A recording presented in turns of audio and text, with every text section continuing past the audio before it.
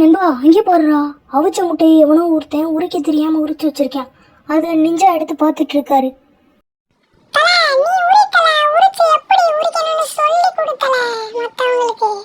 ஆமா தல, என் நண்பனுக்கு வந்த சோதனை இனிமே எங்க இனத்துக்கே வரக்கூடாது தல.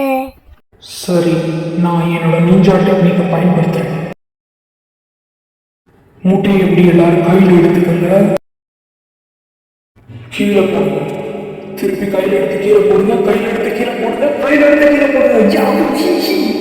அதே தான் திரும்ப திரும்ப அதே பண்ணிட்டு இருக்கேன்.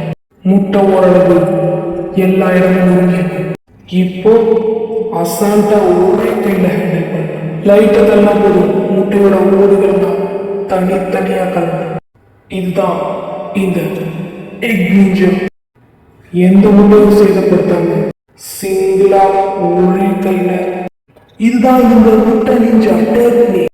இதை யூஸ் பண்ணி நீங்களும் உங்க முட்டைகளை காப்பாத்திக்கணும். உங்க வீட்லயும் நிஞ்சாவோட உதவி தேவையா? இல்ல நீங்களே சால்வ் பண்ணிடுவீங்களா?